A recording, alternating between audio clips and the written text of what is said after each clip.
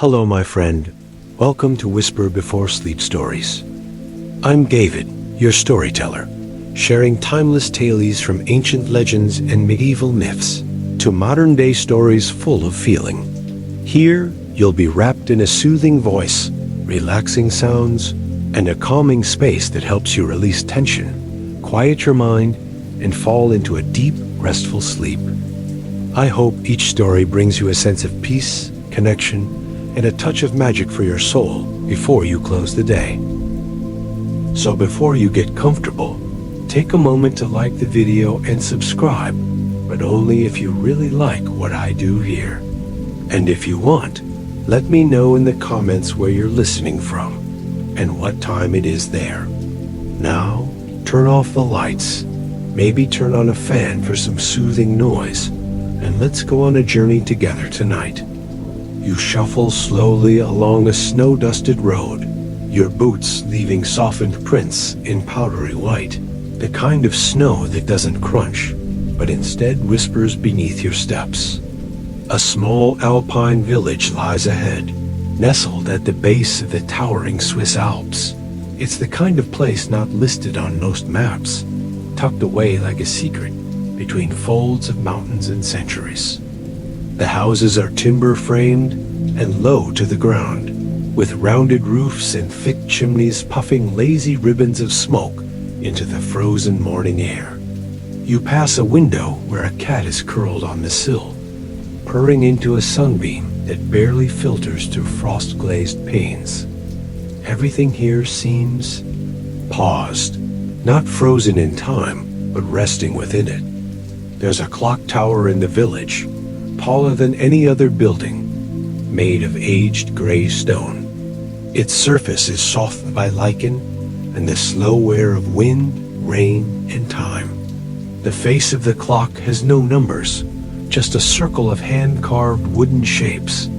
A pinnacone, a candle, a snowflake, a folded letter.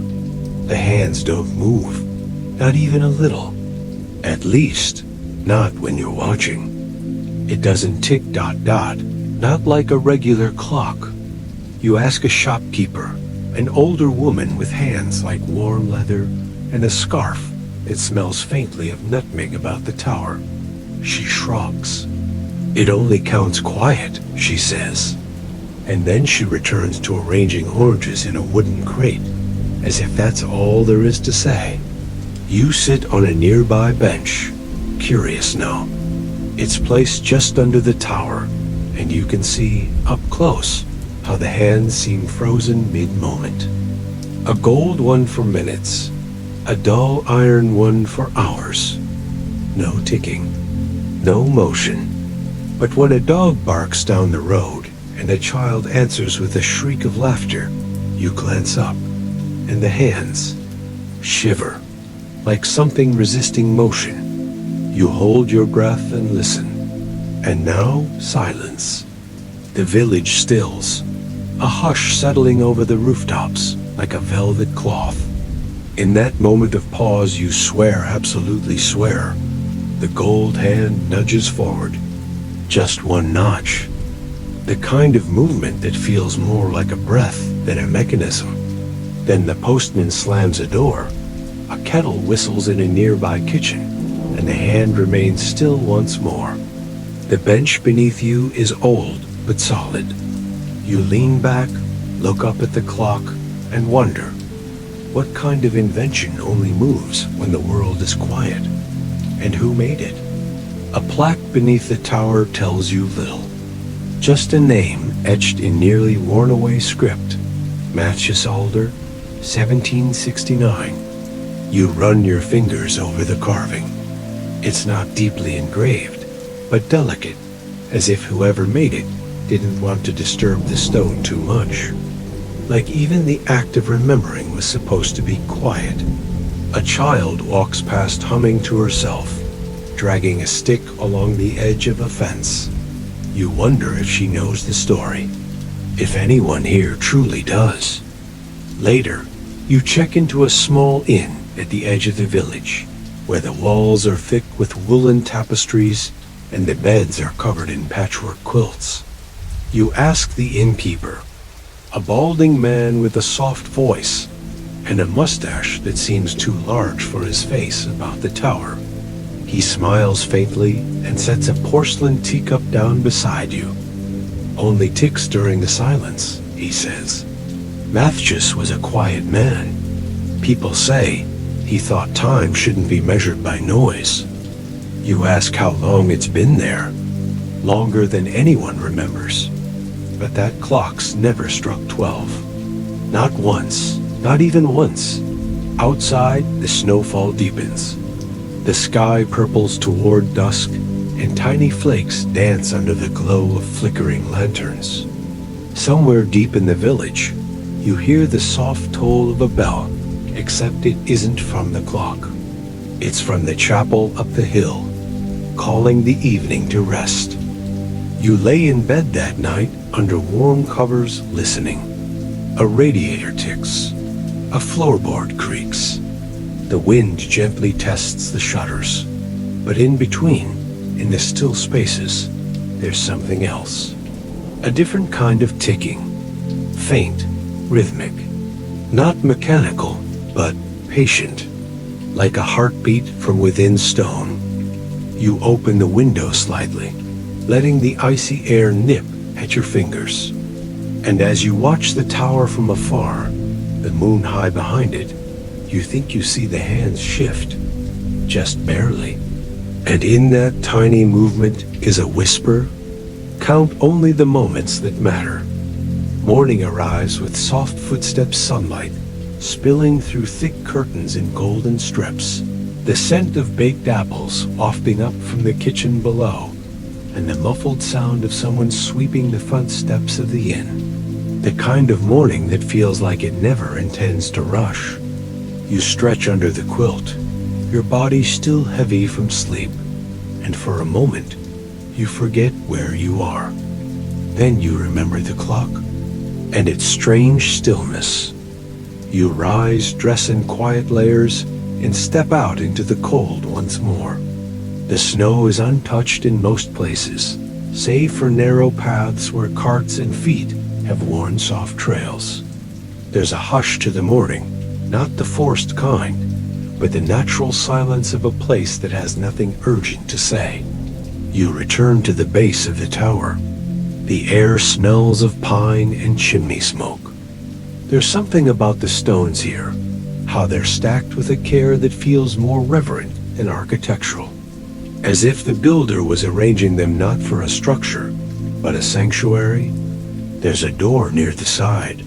You hadn't noticed it before. It blends in almost perfectly with the wall, carved of the same weathered wood as the trim around the windows. You knock, though you're not sure why. The sound is dull, absorbed by the thick mountain air. No one answers. You try the handle. It opens with the sound of a breath being held, then slowly released. Inside, it's dim. Dust motes float in beams of light, cutting through slats in the boarded-up windows. You move carefully, your footsteps muffled by a thick layer of sawdust and time. There's a spiral staircase in the corner iron, old and cold to the touch. You follow it upward, one creaking step at a time. The room at the top is small and circular. The walls are lined with wooden drawers, dozens of them, each labeled in a looping script. Snow days, first kisses, candlelight suppers, moments without words.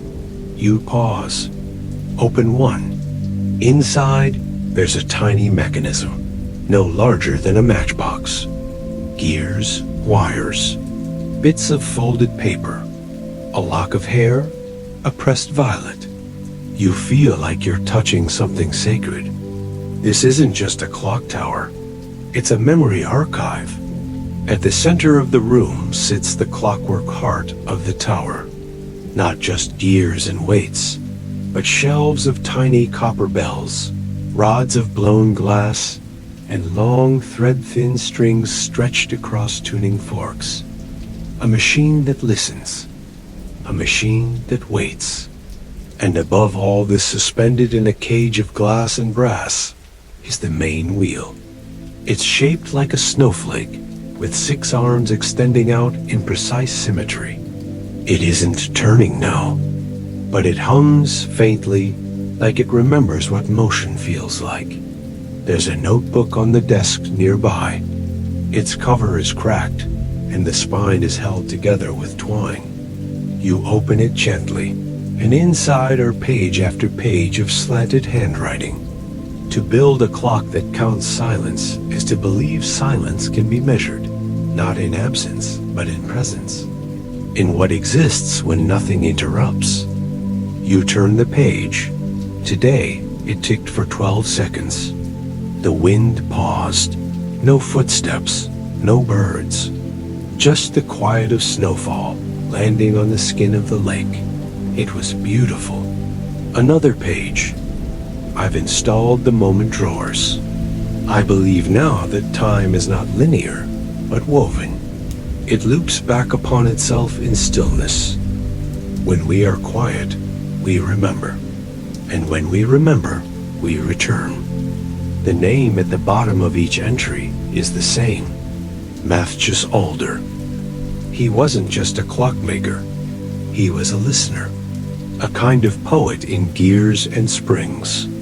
Someone who thought time wasn't something to keep up with, but something to be kept safe. You find a small panel beneath the desk, cleverly disguised to look like part of the floor. It opens with a click. Below it is a ladder, leading down into the dark. You hesitate, then descend. This level feels colder. Stone walls, no windows, just the sound of your breath and the gentle drip of melting snow from above. You light a candle from the wall and hold it ahead as you move forward. There are more drawers here, hundreds, but these are unlabeled, each one locked. You try one at random. It doesn't budge, but one near the far corner is already ajar. Inside is a bundle of letters, tied with a ribbon. The paper is yellowed, the ink faded. You read the top one, addressed to the person who finds this place after silence. The letter is short, just a paragraph. I tried to capture stillness. I failed, of course. No machine can hold a moment, but perhaps it can remind you that quiet is not the absence of life, but the moment it makes room for it. If you're here, then you've heard it too. Welcome. You place the letter back in its drawer and sit for a while, candle flickering beside you. The hum from above is louder, now gentle, almost musical. You wonder how many moments this place has recorded, how many gentle silences, how many shared glances, long embraces, breathless pauses before a first, "I love you." You close your eyes, and for a few seconds, you hear it. The tower ticks, once, and then nothing. A peaceful, impossible nothing. That night, the sky over the village turns a shade of deep violet, so dark it seems to swallow the stars. Snow falls, slowly, larger flakes now, each one like a small drifting feather. You lie in bed, the window cracked open again, listening not for noise, but for its absence. And you hear it, not just the quiet, but the feeling of quiet. It gathers in the corners of the room, wraps around your shoulders like a blanket, settles into the folds of your breath. You can feel the hush, not as emptiness, but as presence. Like the room is full of something you can't name. Then, from somewhere outside, you hear the tower tick. Once, twice. You sit up, heart beating slower than usual, not faster. It's not fear. It's the awareness that something is happening. Something you're meant to witness. You dress quickly, wrap yourself in a coat, and step out into the snow. The village is still. Not silent because it's late, or because people are asleep. It's silent like a forest under fresh snowfall, like a cathedral before a prayer.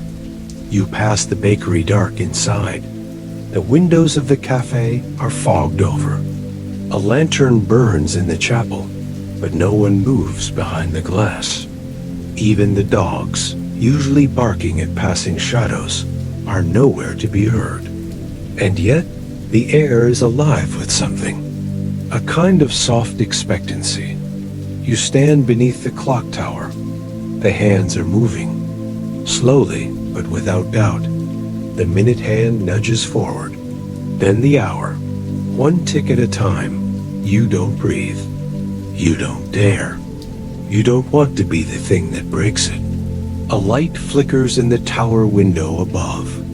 It's the workshop again. You race up the stairs 2 at a time, careful but urgent. The door is ajar. The drawers are all closed now, the tuning forks humming gently.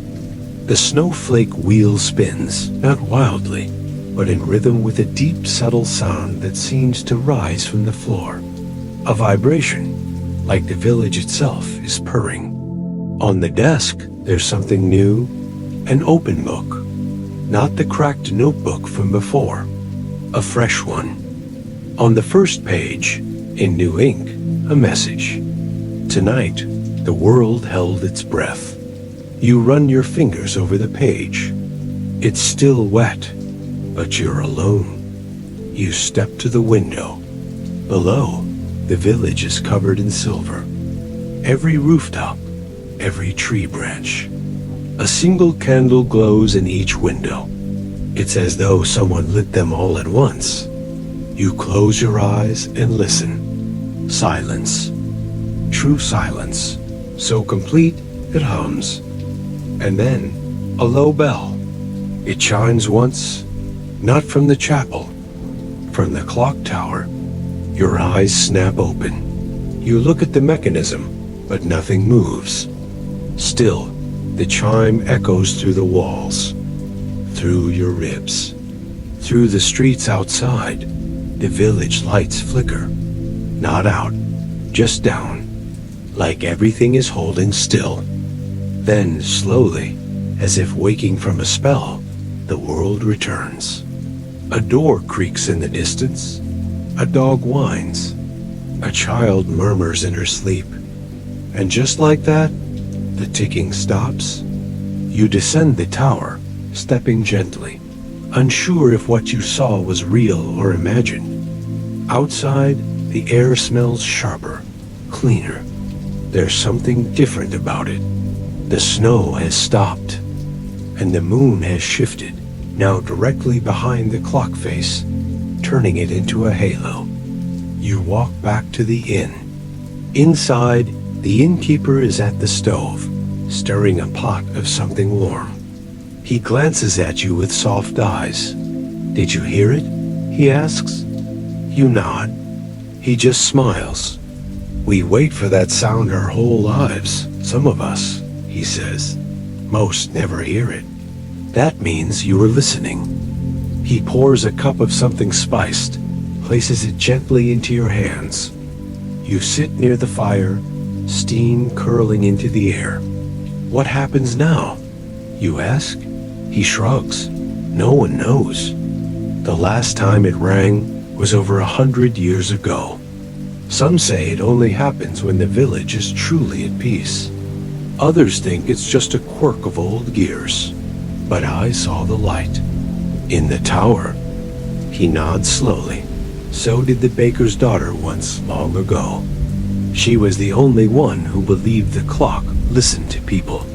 She used to talk to it every morning."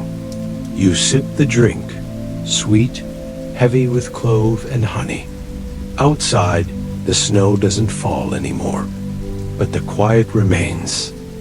And somewhere, inside the walls of the tower, a memory of this night is being kept, carefully tucked into one of those tiny drawers, ... filed under something like, "The nighttime listened back." The next morning comes with soft golden light and the scent of wood smoke, curling lazily through the air. You wake slowly, your limbs heavy with warmth, your mind adrift in the delicate in-between, where dreams still cling to the edges of thought. For a moment, you're not sure if it really happened. The ticking, the chime, the light in the tower. But when you rise and step toward the window, the clock's hands are different. They've moved. A full hour ahead. The village is beginning to stir, but gently. Someone sweeps a doorstep. A kettle whistles from a far-off kitchen. And just beneath the waking sounds of the world is the hush left behind from the night before. Like a lingering note still ringing in the air after the music has stopped, you decide to visit the chapel on the hill. The innkeeper tells you the priest there keeps old record stories, letters, even legends passed down through the centuries. It's a short walk, just past the frozen stream and beneath a canopy of bare, frost-glazed trees. The chapel is stone, small and ancient, with ivy clinging to the walls like veins. Inside, it's quiet, not out of reverence, more like memory. The priest is a woman in her 60s, with a kind face and a voice so soft you almost have to lean in to hear her. The clock, she says, yes, that old thing. People forget was never built to tell time like other clocks. It tells something deeper. She shows you to a room in the back where she keeps the oldest texts, carefully wrapped in cloth and stacked in wooden boxes. You sit at a small desk, the window beside you offering a view of the tower in the distance. It looks still again, patient. Among the documents is a journal from 1781, written by a monk named Brother Wilhelm. His handwriting is beautiful looping, deliberate, each word shaped like a prayer.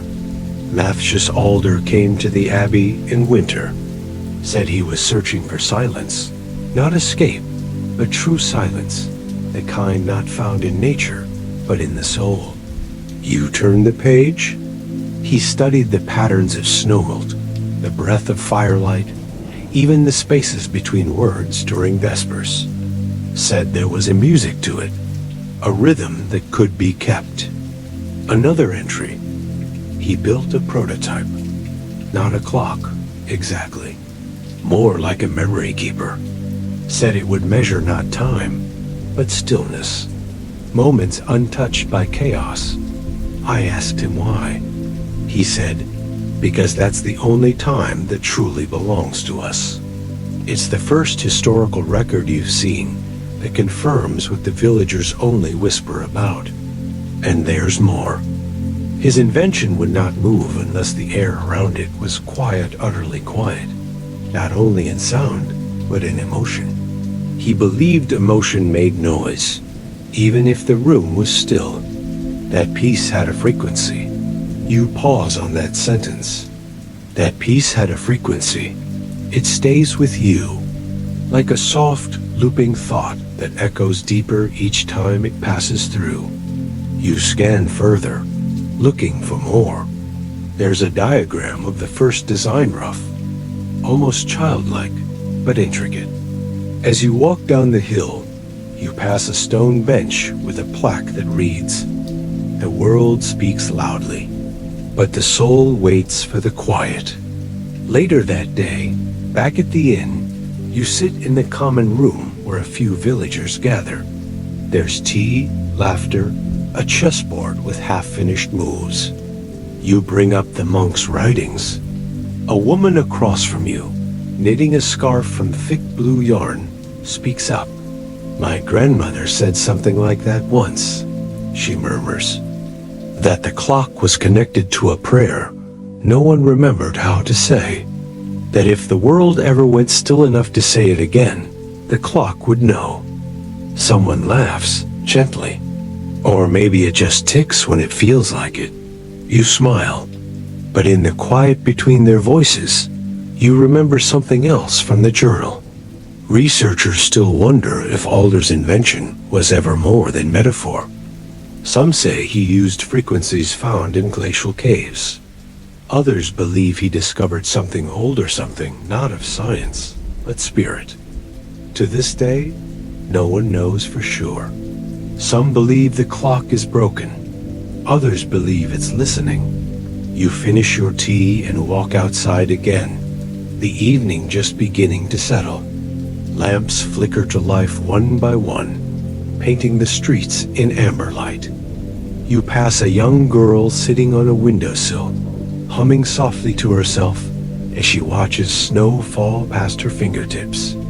You pause to listen, and in that quiet moment barely long enough to be a heartbeat, you hear it again. One soft tick, and then, as always, stillness. The final night arrives like a deep breath drawn slowly inward, cool and steady, without the need to exhale. You feel it in your chest as you stand once more beneath the tower, the snow now settled into gentle drifts, undisturbed except by the faint trails of a fox who crossed earlier. The stars above are clearer than they've been all week, spread out like silent witnesses over the village. The moon hangs low, casting the clock tower's long shadow across the rooftops like the arm of some ancient sundial. You've spent days listening, not just to the people or the place, but to what waits between the sounds. The echo of breath, the hush of footsteps on frozen ground, the soft rustle of linen sheets at night. And now, as you close your eyes beneath the unmoving hands of the clock, you realize the silence has changed you. You no longer fill it with thoughts. You let it be. And the tower seems to know. You enter for the last time, through the door that now feels like part of your own story. The stairs creak familiarly underfoot. Up in the workshop, the air holds warmth, though no fire burns. On the desk, something new again. A single drawer, one of the moment drawers, sits open. You step closer. Inside is an envelope, unmarked. You lift it gently and open it. No letter, no folded parchment, just a small metal key. And beneath it, etched into the bottom of the drawer, a single word: finale. You remember the basement, the locked drawers, the ones no one could open. So you descend. The stones are colder tonight, not unfriendly, but weighty, like they know what you're about to find. You reach the last row of drawers, the farthest back corner. The key turns without resistance in one of them. The lock clicks, soft and sure. Inside is a book, thick, bound in soft leather, and worn smooth by touch. The cover has no title. You open it and find a series of entries dated, but not chronologically. Moments scattered across centuries. The clock ticked during the snowfall of 1914, just before the world fell into war. A quiet mother held her child, while the church bells rang in the distance. In 1945, it paused again, not for celebration, but for stillness, the kind that follows sorrow, too heavy for words. It moved on the day a young girl in the village chose forgiveness instead of bitterness. No one knew it but her. The clock did. The moments go on and on. Small, intimate, invisible to history books, but captured all the same. Near the end of the book is an entry with today's date. Tonight, it chimed once more. The listener came. The silence returned. The village remembered itself. There is no signature, but somehow, you know it was written for you. You close the book and sit for a long time beside the drawer. You don't feel the need to ask questions anymore, not the kind that need answers. Outside, the wind begins to stir, carrying with it the first hint of change. Not an ending, but the feeling that something has been fulfilled, that a promise, long forgotten, has quietly been kept. You ascend the tower one final time. The mechanism is still. The snowflake-shaped gear glistens faintly in the moonlight. You sit beside it, hands folded in your lap, and wait. Outside, the wind begins to stir, carrying with it the first hint of change. Not an ending, but the feeling that something has been fulfilled, that a promise, long forgotten, has quietly been kept. You ascend the tower one final time. The mechanism is still. The snowflake-shaped gear glistens faintly in the moonlight. You sit beside it, hands folded in your lap, and wait. But in a way, you can feel like the weight of memory pressing gently against the edges of now. You walk to the window and look down at the sleeping village. The lamps glow low. A figure pulls a curtain closed. A dog curls up beneath a porch. Everything feels complete. And then, just as you're about to turn away, the bell rings, only once. Clear, soft, and real. But no hands move. Nothing ticks. And still, the bell rings. Then silence, not hollow, but whole. You close the window gently and smile. Maybe the chime isn't meant to count hours. Maybe it counts something else, ... Stillness. Peace. Moments that belong to no one but the soul. And in that moment, you become part of the clock's story. Another quiet breath in the long exhale of time. Tomorrow, you'll leave the village. The roads will be clear again. The sky will be warmer. The world will begin to ask for your attention once more. But something inside you will remain quiet, still, listening. Because now, you understand. The clock does not measure what you miss. It measures what you've truly lived. And some moments, they only count when no one is watching. Some truths only arrive wrapped in silence. Some nights are not for sleeping, but for remembering that you are here, that you listened, that you were present, even if only once, even if only now. Wind down, and now the quiet stretches out once more. The tower sleeps. The snow settles in for the long night. The village slows to a stillness that only exists in places forgotten by time. You, dear listener, are no longer standing beneath the clock. You are part of it, a note in its song, a hush in its story, a tick only silence could hear. Let your breath soften now. Let your eyes grow heavier. Let this village slip into your dreams, where snowflakes fall in slow motion and bells ring just once, when no one is looking. There's nothing more you need to do. Nowhere more you need to be. You are already there. Sleep well, friend. Sleep deep. And listen the next time the world grows still for the tick that only you will hear.